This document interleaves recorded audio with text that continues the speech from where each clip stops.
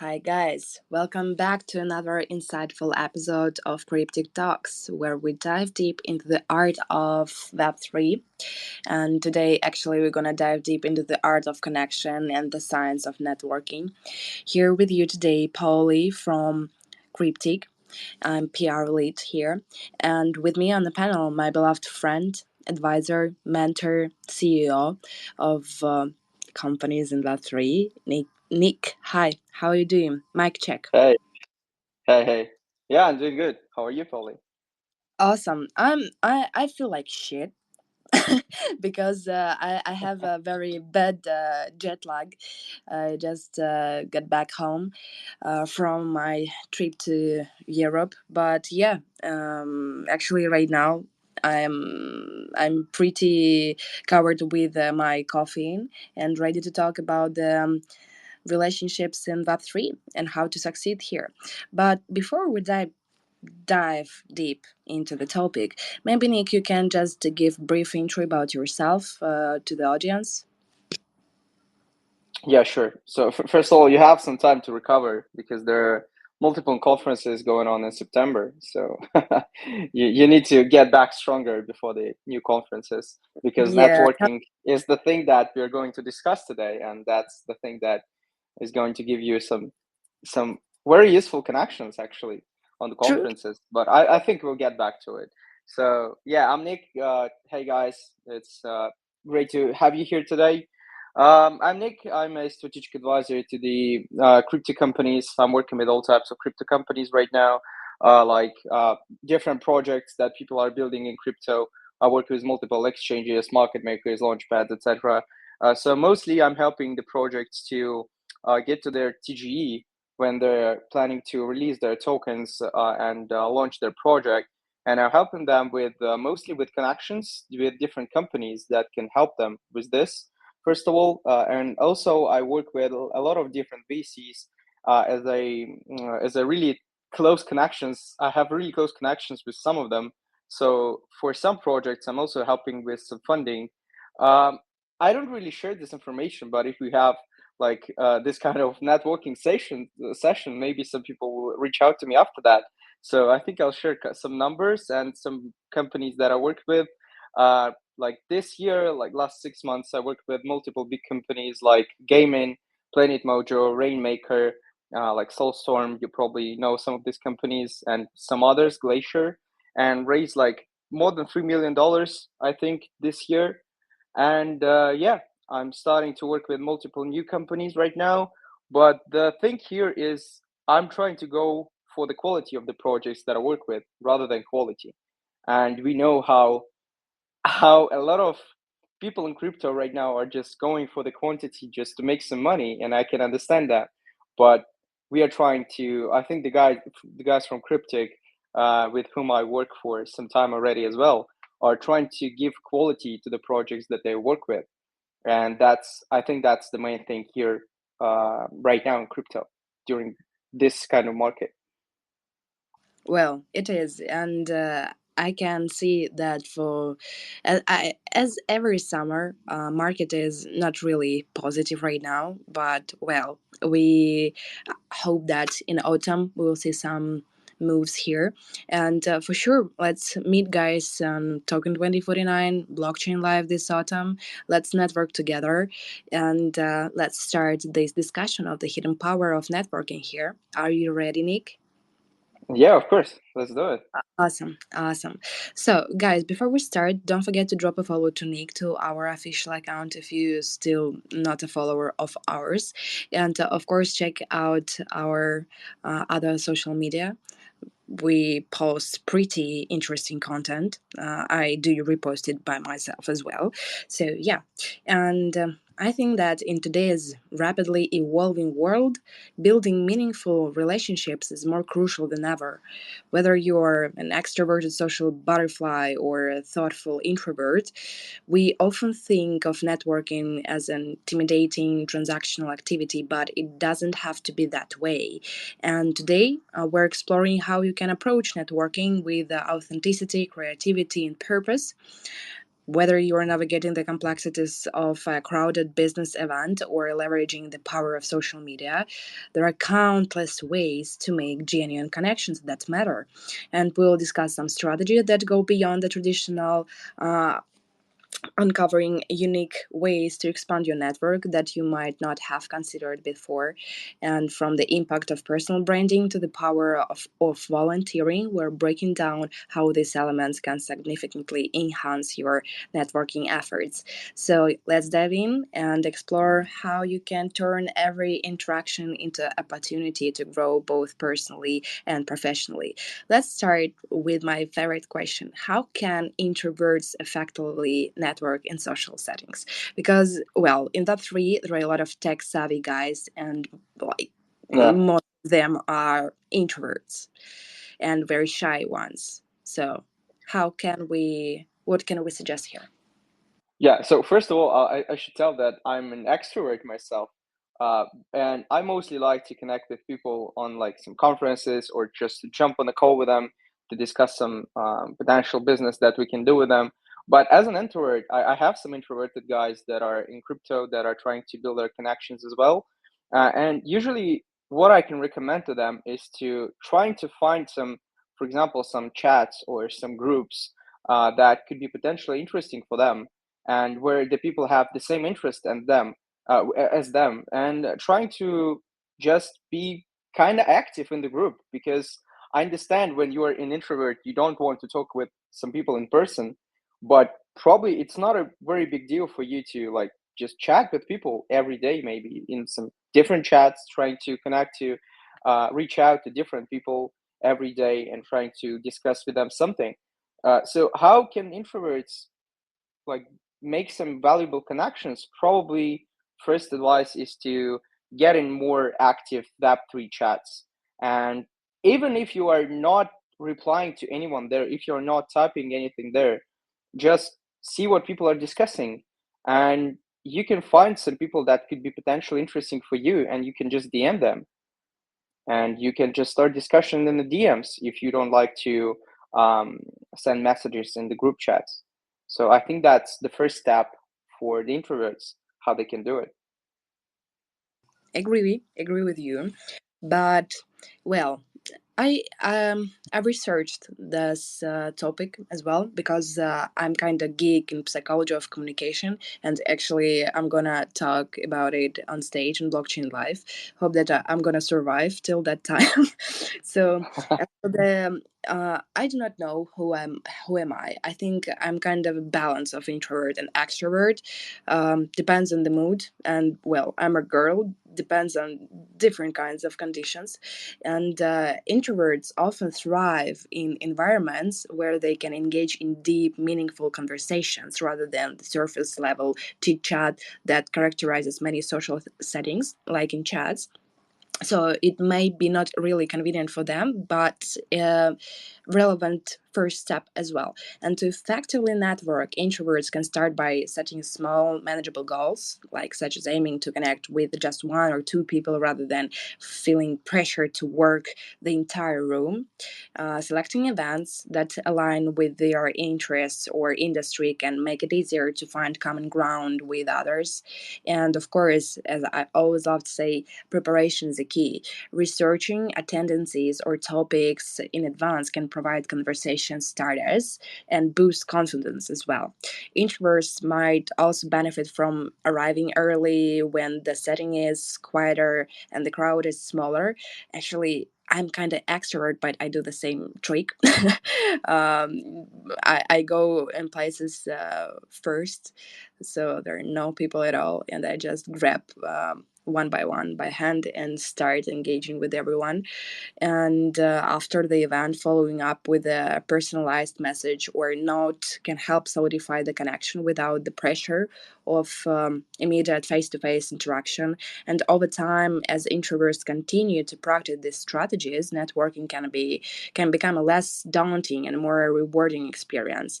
Because yeah, I can feel how they feel, how introverts can feel about the networking, about the chatting, all these discussions. Well, no, I just want to go to my computer, lay down, and do some code. No, sometimes you have to develop this skill, because it is essential, at least in Web3.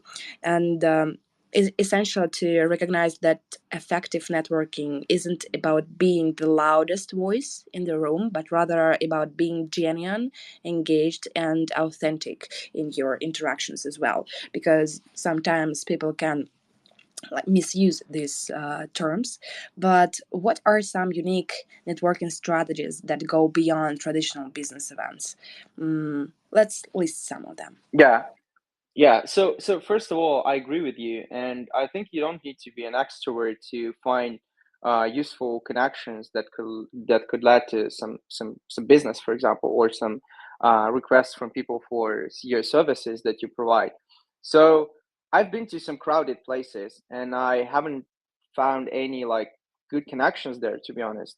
So the best thing is to attend some private events. Probably try to find some good events that are for, I don't know, 50, 100 people, but not like 1,000 people in an event, because you won't probably find any valuable connections there. So the first thing that what you can do to find some good connections is you should understand who you are looking for. And I think people sometimes are going to the events, and I did this as well, to be honest. I was going to the events, and I was just like, I want to meet people, I want to discuss something, but I didn't know what I wanted from these events, to be honest. So first of all, you should understand what do you want to get from this event, or from this chat, or from this Zoom call, or even from these spaces that we are hosting right now. So do you want to get some knowledge? Do you want to get some clients? Do you want to get like funding? Or do you need marketing? Or what do you need? And when you understand what you actually need from the event that you are going on, then you could get some benefits out of it. So for example, if you are looking for the clients, you just don't need to talk with everyone. You just need to understand, like, are there any projects that need my services? And if you see them, you just go and talk with them, and trying to get in contact with them, trying to get on a call with them, like after the event or something, or having a meetup scheduled after the event. So I think first of all, you should understand what do you actually need from this. Yeah, correct. Goal setting is truly important for everyone. Like if you go to event where 10,000 people, you'll be completely anxious about everything that's going on. You have to understand your goals firstly as a person, as a entrepreneur, or whoever you are. So yeah, but I can tell one thing, that one unique strategy is to leverage your hobbies or personal interests as networking opportunities. So like joining a local sports league, book club, art class, college, wherever, can provide a relaxed environment to meet like-minded individuals, some of whom may share professional interests as well. Like I've met in the ocean some of my current partners, because I'm a surfer, and we were surfing on a reef, and we were just chatting about our hobbies and about our work, and now we work and not only surf together. So yeah, leverage all you can leverage, guys. um Maybe. Yeah, I have another thing on mind, to be honest. Mhm. So, what I have used, like some, as you said, unique tools, or some special tools that I use for the networking. Uh, I just asked people that I know, or companies that I worked with, to recommend me to some other companies and people that they know, and it worked pretty well. So people started, at some point I was only approaching people and trying to get on a call with them, trying to sell them something. and stuff like this. But after I provided some good services to the people and just had good connections, even if I haven't sold anyone anything, people were just recommending me and still recommending me to other companies and to other people. Like, hey man, you should talk to Nick. You should discuss some business with him. He can do this, and you guys need this. So if people are not recommending you yet, you can just ask them if they know any people that you can potentially talk with and you can potentially have synergies with. So that's, I think, is another unique tool that not everyone is using right now. Yeah, some people just afraid to like be perceived as annoying, or I don't know why, but it is um, really just one question or just one sentence. Like, if you know some people from this field, it's going to be great if you can connect us, and yeah, it's going to be great. But I have another one thing in mind, like, it is not really like free, but still, hosting your own event can also significantly improve your networking. And whether it's casual get together, a themed dinner party, or a small professional workshop where you control the guest list and setting, fostering a more intimate networking environment. That's why um, a lot of my partners right now organizing events on Token 2049, their own side events, and Blockchain Live. During those main events, they are organizing a lot of sites. And yeah, as from my experience, I can say that it is a success. Well, even if it is a small event with a small group of people, you'll get what you need because you lead the conversation here, you lead the atmosphere. And of course, another strategy is to connect through shared experiences, such as participating in some startup weekends or escape rooms, which can build connections in a unique context, like momentum. Yeah, you will never get this momentum back. And similarly, becoming involved in alumni networks or professional organizations can give you access to a broad array of professionals with diverse experiences. So just look through all opportunities that you can be engaged in, and just just when you hear this inner voice, no, I do not want to do this, just shut this down and do your fucking thing. Sorry for my French language, but networking is really, really, really important in that free. So but let's Yeah. talk more about how we can leverage social media and how it can enhance networking efforts, because not everyone in that free space has this opportunity to be present offline on events, because it's costly, always flights and so on. So we can leverage our social media, of course. And let's look how. Yeah, I think that's interesting that you asked me this question, because if you guys will go to my X account, you'll see that I don't have much followers there. And the thing here is that I'll probably discuss an opposite topic. I'll get my point on the opposite of this, of leveraging your social media, because I don't have big social media and I'm not really a public person because I'm working behind the curtains. Uh, I'm I'm just leveraging my personal brand, and that's what I do. So I'm just sitting with VCs, with crypto, these big crypto players, with like whales and the biggest market makers, Launchpad, etc., in some private VC groups, and that's where people know me, and that's where I'm most active.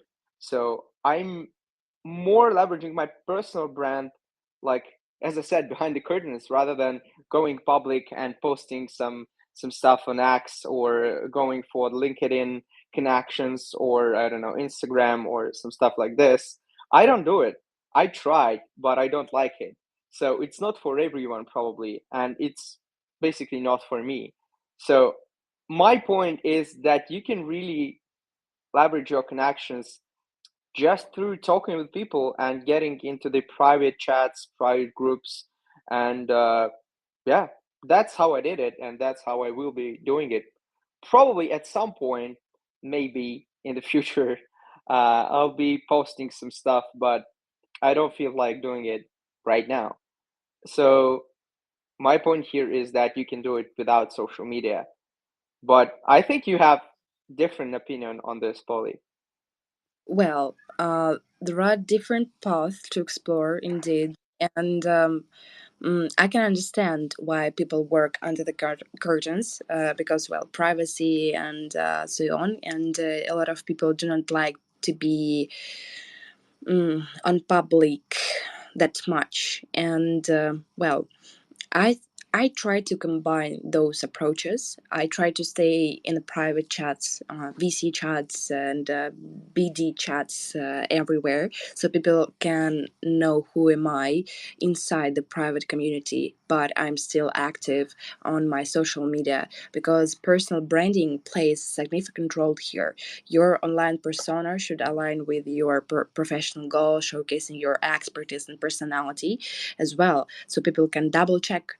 um, and Social media is a place where you're active 24/7 if you are a user of such like Twitter or Insta or LinkedIn.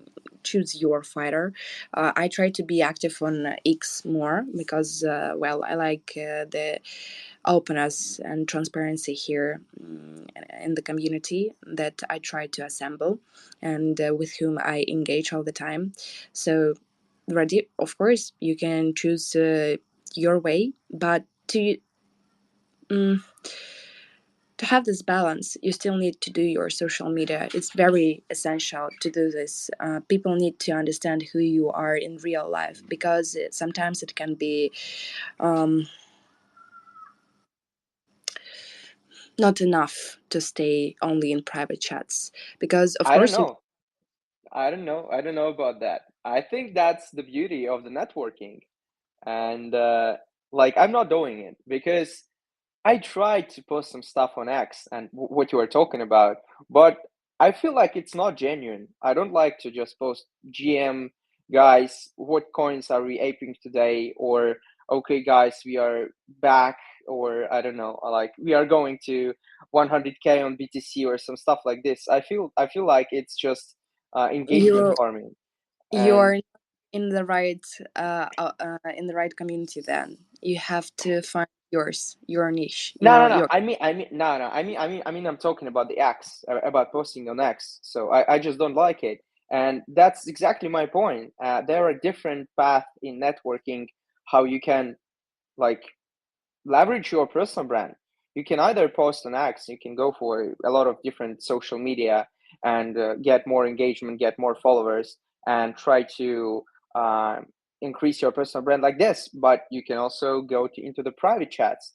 Like you said that you were very active on X, and at the same time, I'm very active in Telegram. I don't know. I'm like spending 10 to 12 hours probably.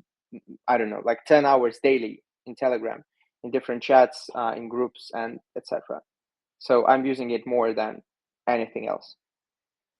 Well, me too. I do not even think about going out from Telegram. It's just my phone is constantly in my hand, and I just constantly check like my messages. When I was on a flight, I got 10K new messages, and I was like, just Jesus Christ, maybe not today. I'll go through all this. So yeah, but for sure, I agree with you that there are different paths for everyone, and you should just explore yours. You need to understand what's work for you. It's not necessary to try to be this pop star, to be QL. Don't be if you do not want to be. It's a different path for everyone.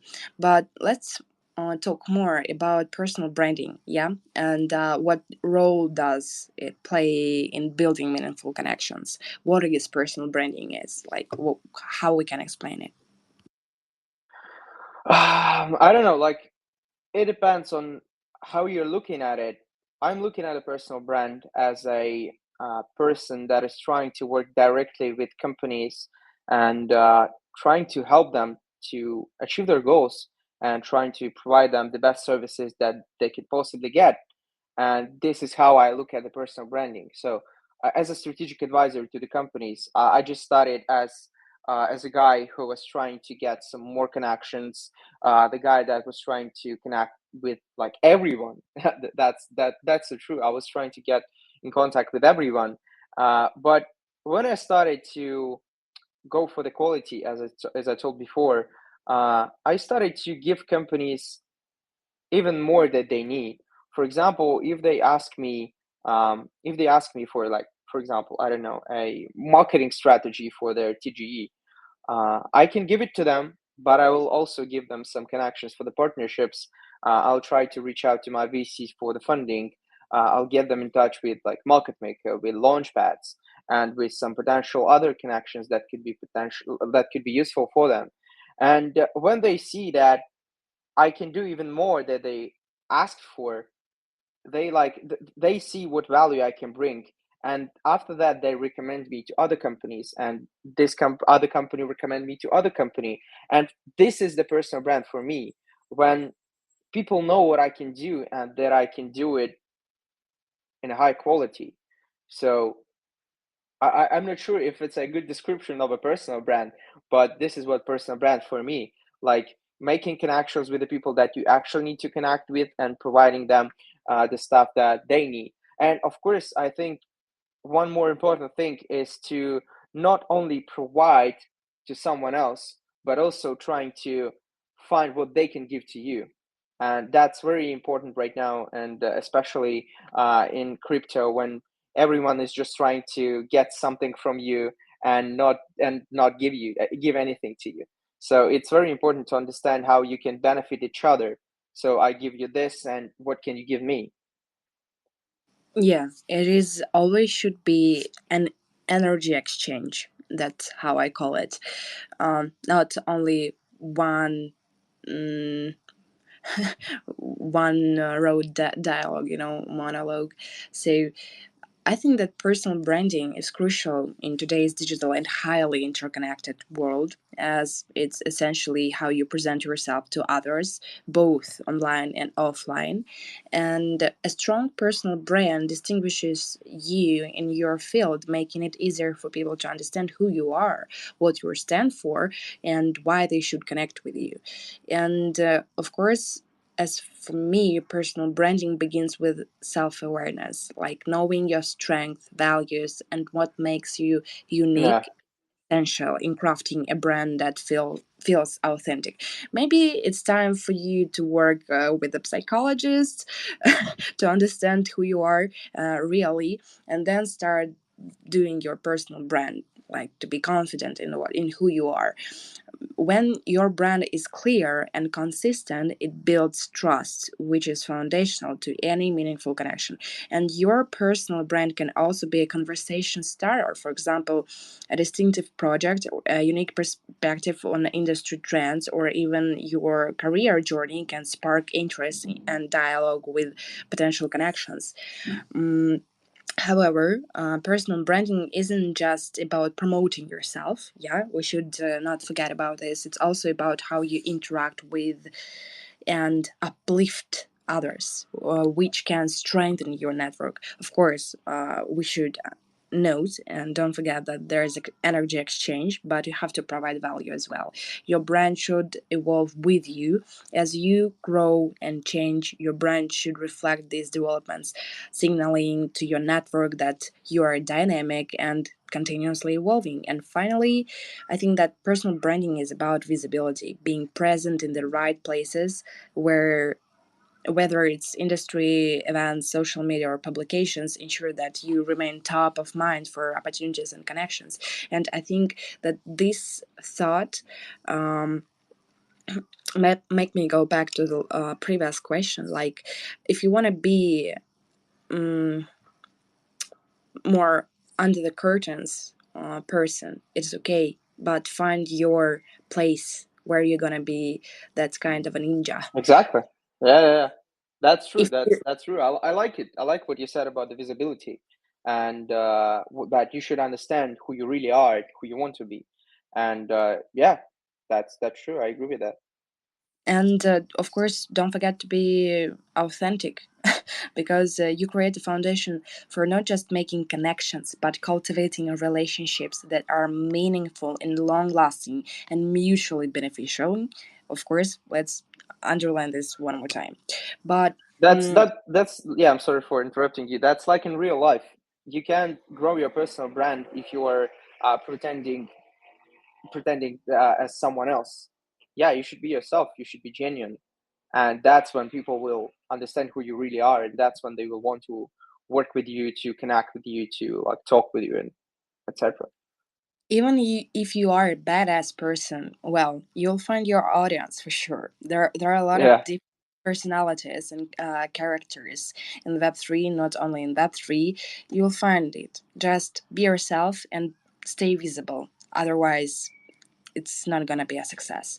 And I think that people who just start their journey here in journey in networking, I think that volunteering or like community service can be powerful tool for them, because like engaging in community service can be surprisingly powerful networking tool, offering a way to connect with others in a context that naturally fosters collaboration and yeah, collaborate. So maybe I'm wrong, but it's like a thought that came to me, um, like when students just would like to understand how to work, they go volunteer. This is the same thing here. What do you think, Nick?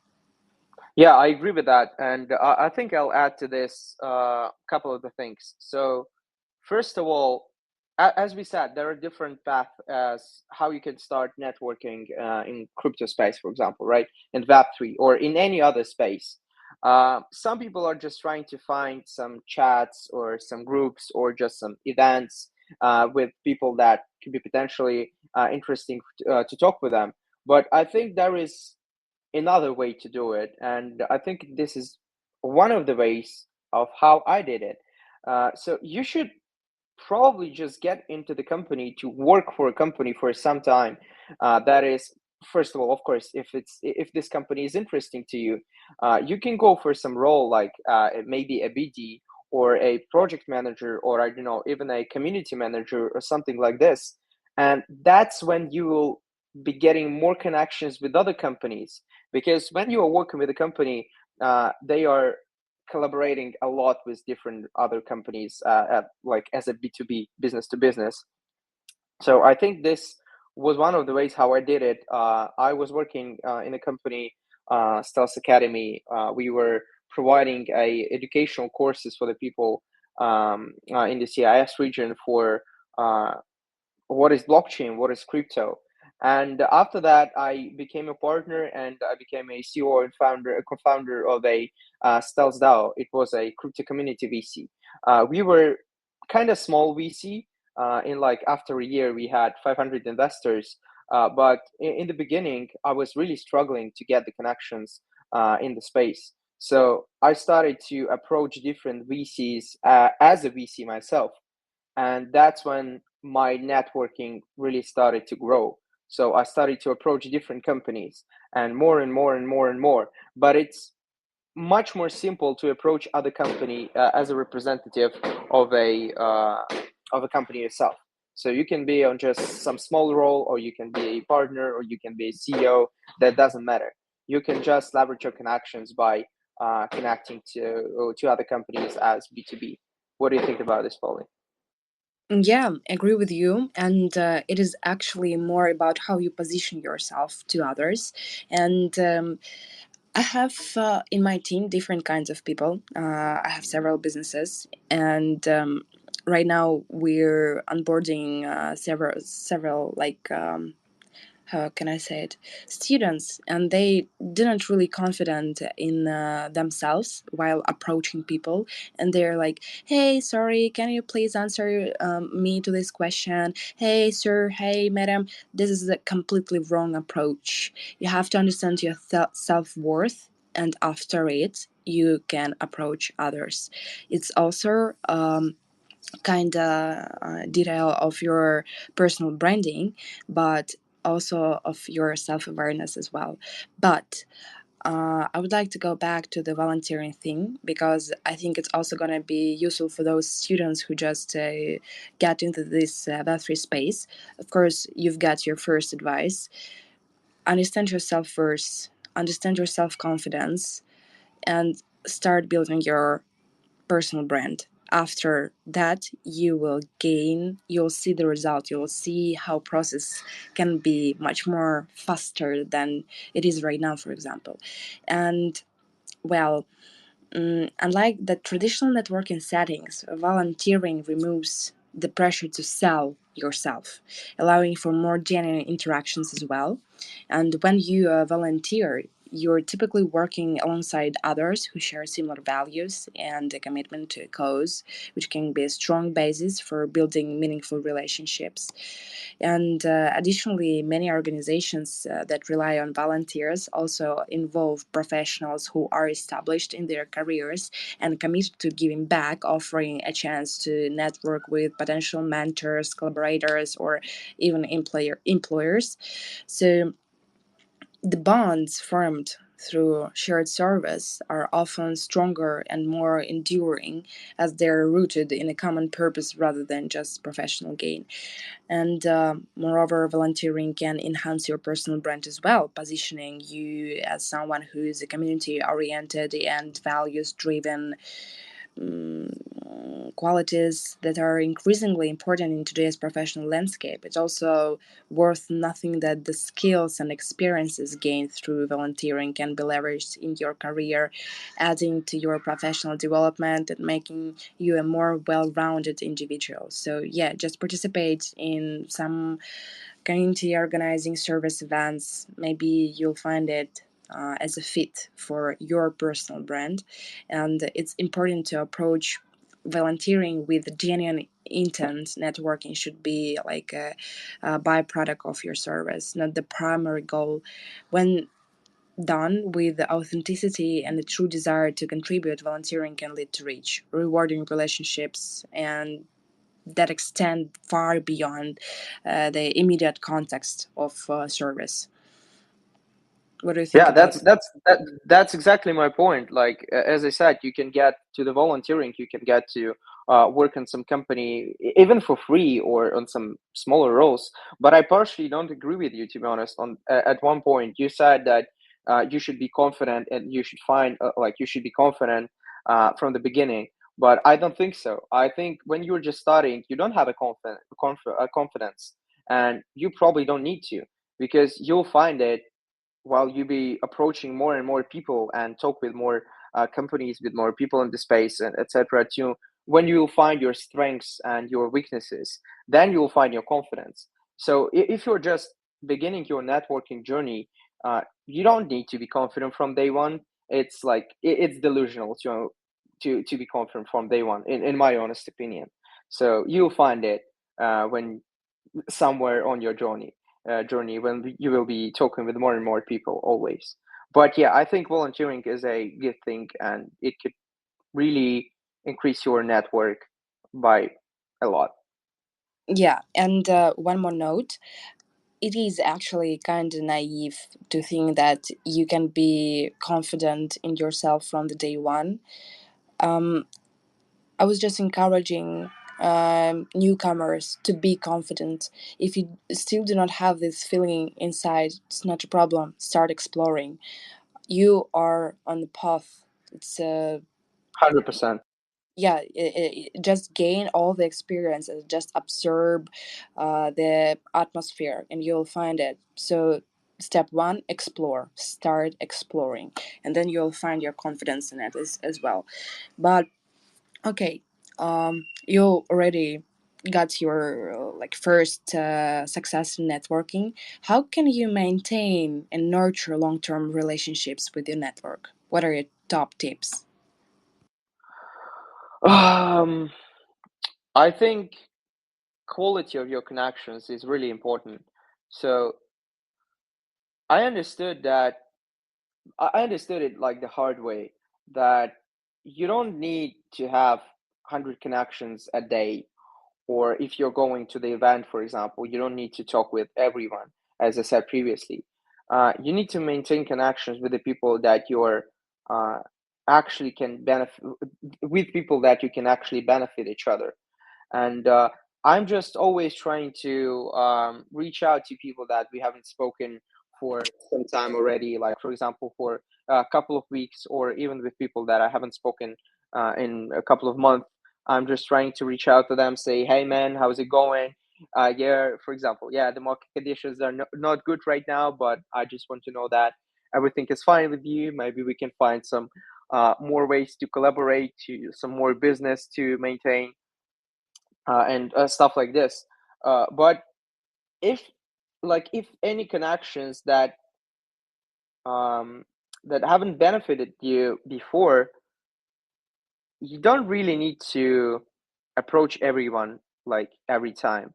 So if you, for example, if you have 100 connections, you don't need to always ping this 100 people and ask them how are they doing. Just don't forget to always stay in touch with the most valuable people in your connections, and not like the valuable in overall on the market, or in some crypto space, just valuable for you.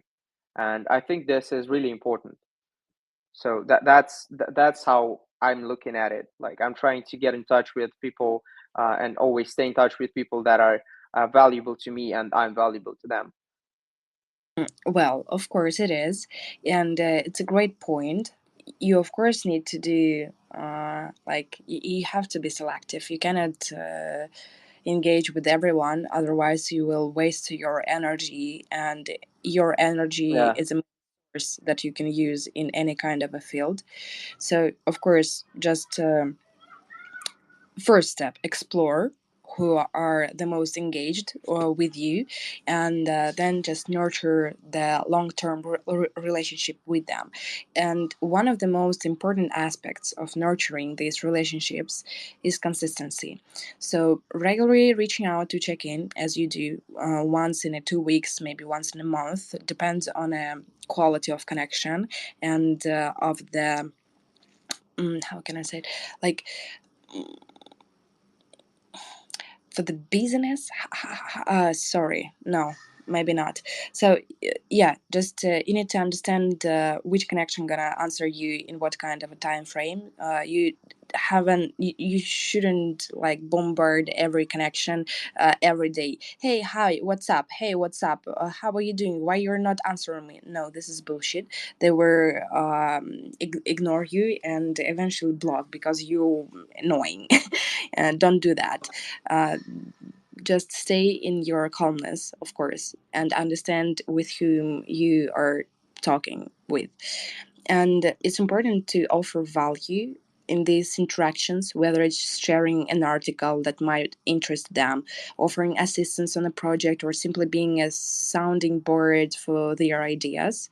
Remembering significant dates such as anniversaries or milestones, and acknowledging them with a note or a small gesture can go a long way in showing your care. Like, for example, um, to approach one of the VCs, very like tier one. Um, I've ordered a present to their office, and on the one kind of a anniversary, so they can answer my email finally, and they did after I sent them a present. So you that's a can good advice. yeah, you can try different ways, of course. And social media can be a useful tool for maintaining connections, but not for everyone. You can be private, of course, as we discussed earlier. However, it's important to also make an effort to connect in person or through more personal means when possible, yeah, as this strengthens their relationship more effectively than online interactions alone. And offering help or connecting them with others in your network when appropriate can also demonstrate your commitment to the relationship without like asking for what's my cut here, oh what do I get from this deal. No, if you can just connect people with the people, do it. Don't be a greedy ass. You'll get your money eventually, but yeah, just put in your mind as a priority, just help people. Of course, we are in Provide a more than you ask. yeah. Well, of course, we are in a business world, and everyone should benefit each other. But don't forget about just being humans, okay? And finally, remember that reciprocity is a key. Like supporting others in your network often leads to mutual benefits, creating a cycle of positive interactions that strengthen the relationship. So, yeah, by taking a proactive, thoughtful approach to maintaining your network, you can ensure that your relationships remain strong and mutually beneficial over the long time. And maybe we can discuss the last question here. Yeah, Otherwise, I have one more point to add that what you were mm-hmm, saying actually. So go ahead. first of all, yeah, there are a lot of assholes everywhere, and but there are also a lot of great people everywhere, and you should understand who you are talking to and which people. I'm sorry, someone is calling me, and I don't understand where. Excuse me. Okay. Okay, I'm here. Sorry, guys. So first of all, yeah, you should understand who you are talking with, and some people will try to get more from you and don't help you back. But some other people, if you provide for them, if you help them, they'll get back like I don't know, x2, x3, x10 of what you gave them, and yeah, that's the first point. You should understand people more, and that's more of a psychologist thing that you were talking about before, Polly. And Yeah, that's the first thing. And the second thing that I wanted to talk about is the some unique tool, probably, as you can say, that I started to use too late. So I started to get people into my database when I'm getting some new connections. So right now I have a database, I don't know, like 500, 600 maybe people that I have eventually connected with.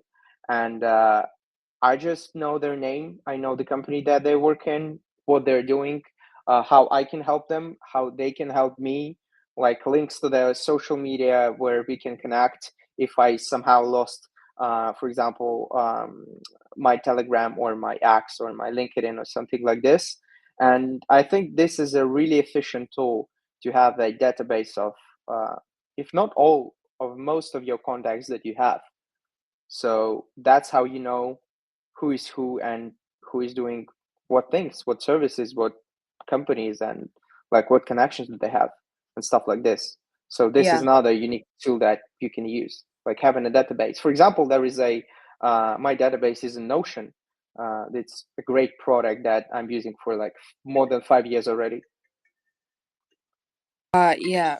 I used Notion for a while, and I started assembling my connections like a year ago, and I'm like when I just go through my Telegram and then I go to my spreadsheet and then like Jesus, thank you, Polly, in the past that you did this, because otherwise it's gonna be complete mess.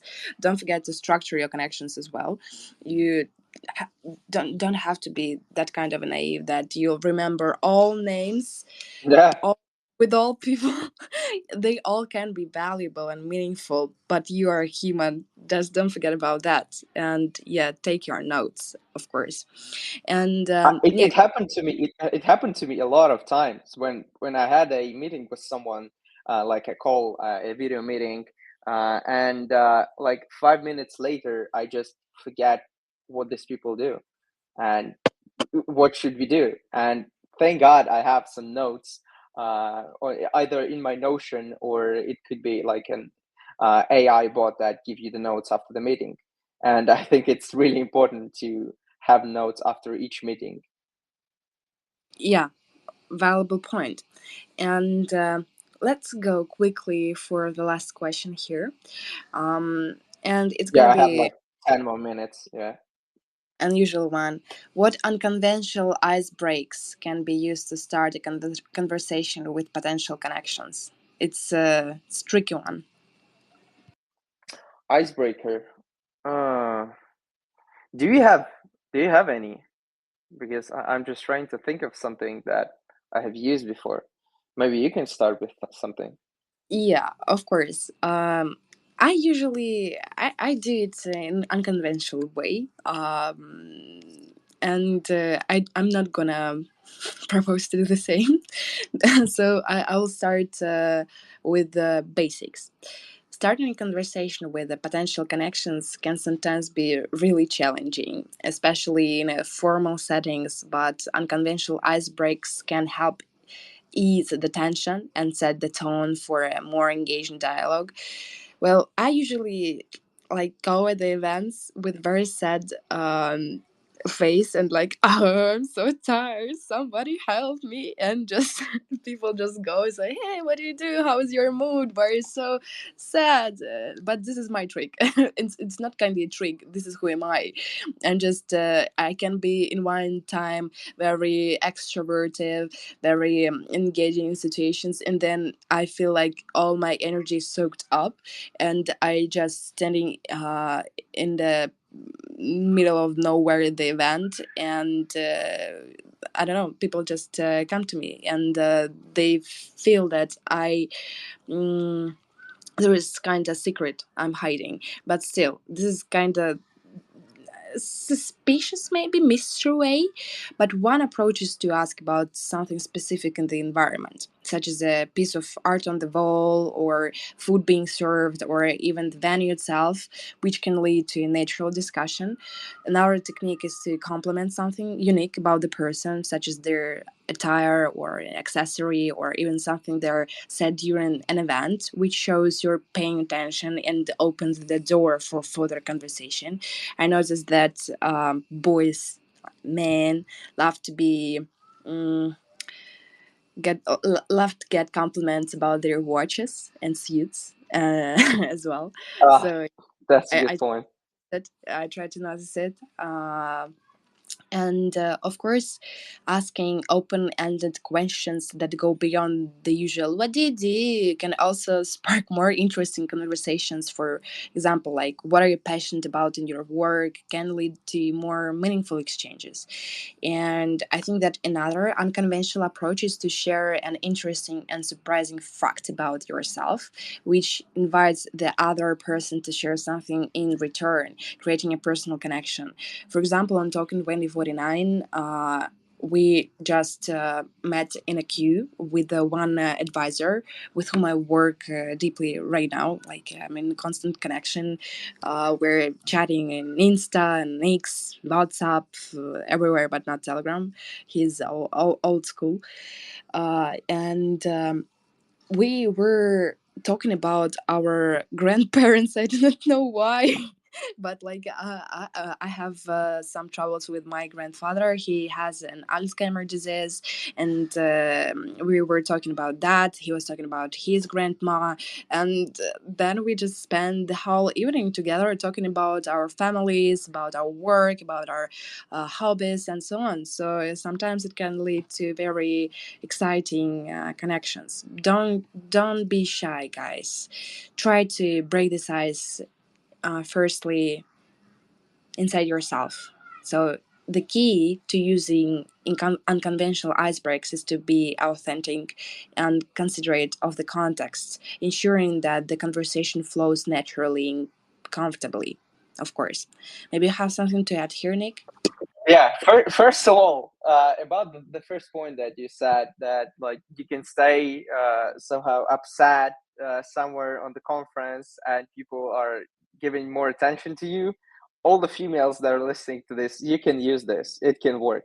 To any males, any Sorry. boys listening to this, to this voice chat, don't use it, guys. People will look at you and go the other way.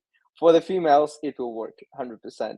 And the second point, if you'll say anything about my watch, if I met you for the first time, you'll get 100% of my attention. So it also can work for both males and females. And I usually also trying to I'm a watch guy, so I usually also trying to tell something about the watch that other people is having people have on their wrist, and it's a good icebreaker, I can tell.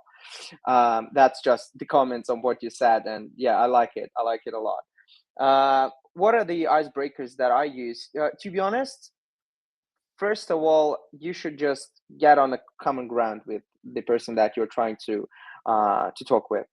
If you know the person, just compliment them about something, for example, or just tell them that you know what they're doing, like, hey, listen, man, I like what you did for this company, or hey, listen, man, I like what you're building, and I know that you're doing this, this, and this, and then just conversation just starting, because the other person understands uh, that you know them and you know what they're doing, and that's a really good icebreaker for me. For example, when I see someone I know him, for example, you guys probably know Da Vinci, the guy that bought Bitcoin at like $1 price many years ago, and I saw him on some private event in Dubai, and I came up to him. I said, "Hey, man, I like your videos. You are the OG in crypto."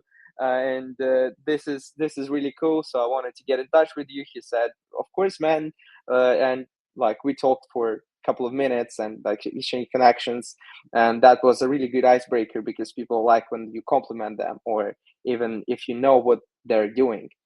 That's the first one. And the second one, if you don't know who you are talking with right now, just try to find common ground. As I said, if you are on some event, like if you're on Token 2049, or if you are at some private event, listening to speeches of other people, you can just tell that guy, like, hey, man, listen, I like what they said. What do you think about, like, I don't know, what do you think about RWA sector right now in crypto?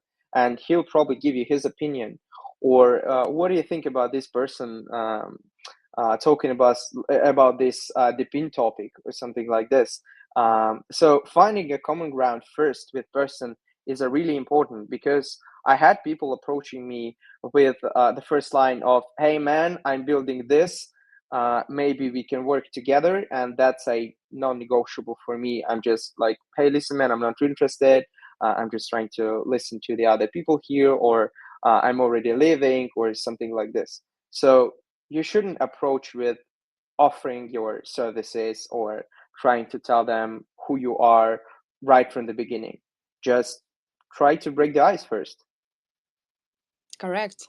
Don't sell yourself, guys. It's even not polite in this business world, as I can see it from my experience and from the psychology as well. And yeah, I think that brings us to the end of today's episode on the multifaceted world of networking. What do you say, Nick? Maybe you have some final words for our listeners?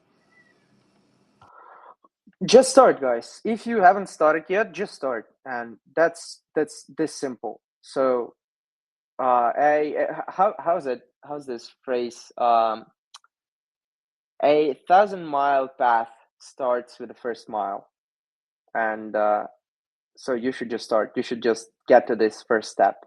And if you have already started to increase your networking, just do more. Just try to approach more Keep people. But yeah, as I said, try to provide more than you ask others, because they will think that you are pushy, and they will not be really open to you guys, and that's not how it works in the networking. So yeah, I think that's what I wanted to tell in the as my final words. Thank you so much, Nick. Thank you. And listeners, we explored a range of strategies that cater to different personalities and preferences, showing that there truly is no one size fits all approach to building connections. So whether you are an introvert seeking to make genuine connections in a crowded room, or someone looking to leverage social media to enhance your professional reach, the key takeaway is that networking is about quality, not quantity as well. Remember, it's the depth of your connections that will ultimately make a difference in your career and personal life. We also discussed the power of personal branding and how being authentic in your interactions can open doors to new opportunities. Don't forget the importance of giving back, volunteering, and community service are not only fulfilling but can also be powerful tools for expanding your network.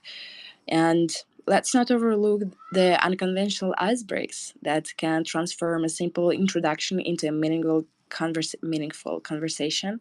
So, as we move forward, remember that maintaining and nurturing your network is just as important as building it.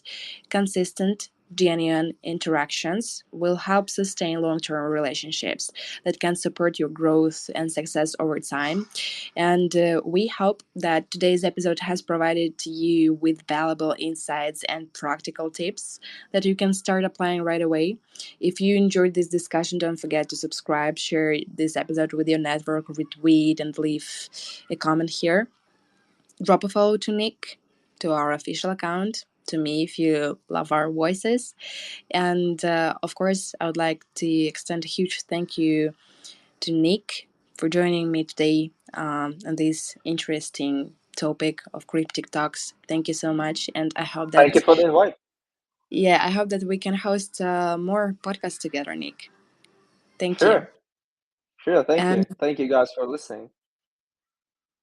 thank you guys for joining us on this journey of personal and professional development. And until next time, keep building those meaningful connections, stay curious, and remember that every conversation is an opportunity to learn, grow, and create lasting relationships. Take care. It was Pauli from Cryptic. We'll see you in next episode. Ciao, ciao. Bye bye, guys. Thank you.